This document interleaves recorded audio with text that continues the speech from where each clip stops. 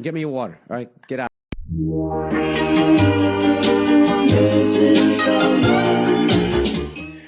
What is the best comedy advice you've ever been given? I don't know what you're doing, but keep doing it. Was the first great advice I got, because it made me feel like I was on the right path and I could trust whatever it was that I was thinking at that time. And that was Michael McDonald, the one from Boston, not the guy from Canada. He gave me that advice in the long gone Stitches Comedy Club.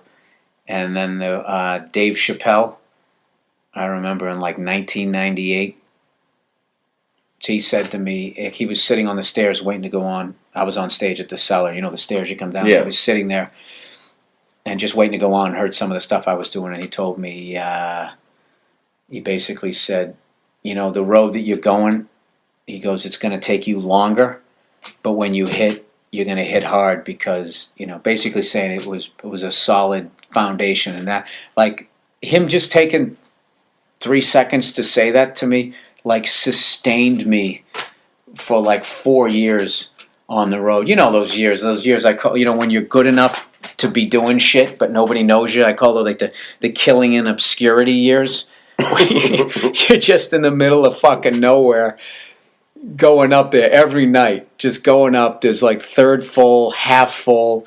They've given away the show and nobody gives a fuck. And just that first 12 minutes of just trying to get them on board that you're worthy of listening to, and then getting off stage and then having those people coming up going, wow, you're one of the funniest guys they've had out here, and blah, blah, blah, blah. What are you doing here? What are you doing here? And rather than being like, yeah, what the fuck am I doing here, and getting depressed, you look at that as like, you know, when those explorers would start to see tree branches in the water, you're like, okay, I'm getting to land. I just gotta keep going in this fucking direction. So stuff like that. And then, like, I remember the first time somebody came out, a college booker came out when I was still in Boston, and after everybody did their sets, and afterwards everyone was going up and schmoozing with the agent or whatever. And I said to this guy Tony V, I said, "Oh man," I go, "I'm so bad at that. I'm really bad at schmoozing or whatever." And he was just sitting there. I remember he was just sitting there relaxed. I forget, I always picture him smoking a cigar, because we always smoke cigars. He was just like, I was like, "Yeah, man, I'm so bad at it." And he goes, "Oh yeah?" He goes, "Well," he goes, "get good at it." And then he kind of went back to whatever he was doing. And I remember it was really a profound moment where I was just like, all right, so this is a skill and I can't improve on it. And evidently it's really important, because the way he said it was really fatherly. It was no quarter.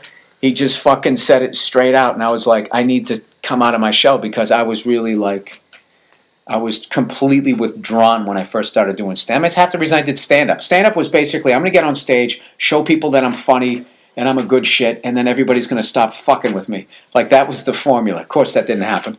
I went up there and immediately got heckled. And it was just, you know, the more of the same thing. But I don't know. But it was like moments like that that I guess kind of pushed me along. What is the worst comedy advice you've ever been given? You know what sticks out in my head? This guy had a showcase to do half-hour comedies on Showtime at the Comedy Store, and I was living in New York at the time. And to do the showcase, I had to fly myself out. Right there, I should have said no. I should have had the confidence to be like, you know what, someday I'm going to be good enough where, you know, this is going to be... I'm obviously not at a place to get a half-hour comedy if I have to fly my way out there. But instead, like a fucking asshole, I'm like, okay, show business. And I put the, you know, it didn't have, you know, I don't have the fucking money to fly out there, you know, just to do it. But I invested in myself, so I did it. And I went out there. I show up for the showcase. It's at the Comedy Store in the original room.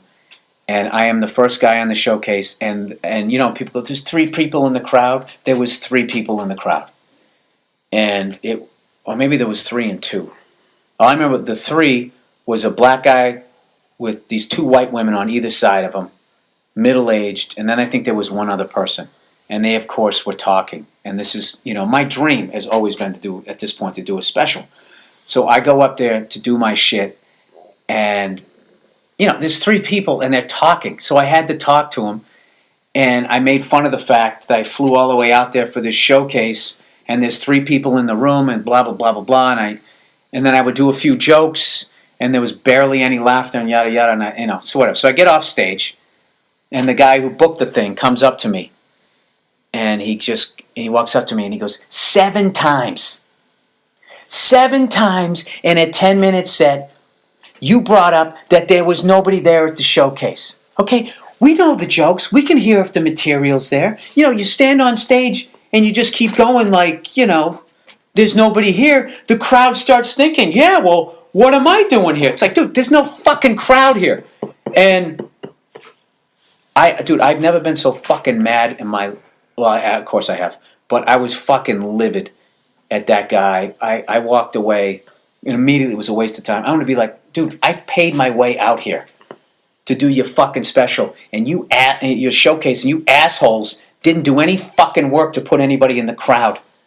And I had to showcase in front of 3 people, and just the way he was coming at me, like, because he went, no, you're still in the running. That's what pissed me off. You're still in the running. I want to be like, dude, I'm going to fucking make it whether you pick me or not. I'm not sitting here waiting for you to tap me with your magic wand. You can make it now. You either want me or not. But that fucking shithole in there is your responsibility. This is your fucking showcase, okay? So this is what I wanted to say, but I was too scared to fucking say it. This is what I said to the windshield of my rented car as I fucking drove away.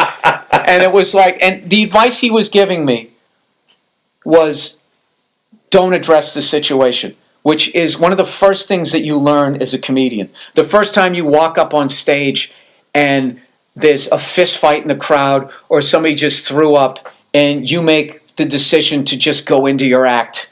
We've all done that. Yeah. And you're literally in a comedy vacuum.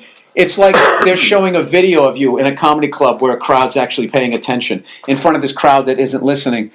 And that's one of the first things that I noticed. Like, look, if the room was full and nobody was laughing, then that is on me, and I shouldn't shit on the crowd, and I should be a professional because maybe the next guy's going to come up and get him. Okay, but if I go up and there's fucking, 3 people and 2 people over there, and 3 of them are talking, when the wait staff outnumbers the people in the crowd, like, I mean, I have to do what I have to do, and like, just the way there was that thing once again, the way he came at me. Now, once again, what he said to me went into my ears and was cut with my childhood. So maybe I was wrong, but that's one. And there's a lot of times I look back on some shit where I go, I owe that person an apology. I was wrong. I get it now, or I've cooled off now. But that's one that to this day that I look back on. You have your classic half dozen. Yeah. That teacher. I had a teacher called me the dumbest kid in the room, and I still fucking think about that to this day. And I was not wrong in that situation, and but that was one that I still look back on. That was like, Jesus Christ, that was probably 10 years ago, and and I've seen that person since, and I never brought it up, and I got along with them and everything like that, and that's been like a big thing in this business where I've never done that. We're like, someday I'm going to be here, and then I'm going to walk in and be like, yeah, you motherfucker, fuck you, and yeah. I think that shit, but when the moment comes, it's just like, I don't give a shit. You really need to rise above in show business. Like, it's not even rising above. I don't even give a shit. Right, but like, you need to get over shit and let it go. Right. In show business, it seems.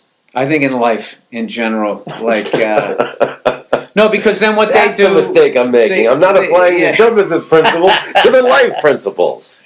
Well, the thing is if you do that, then you've allowed somebody to take the joy. It stops being like, I'm not doing stand-up anymore because this is the funnest job for the way I'm wired that I could possibly have. Is it funnest a word? Most fun job I could have. It now becomes, I'm doing this to tell this guy to go fuck himself, and then it's just like poison leaking into your soul every time you're going up there, and you will become the bitter guy. You'll become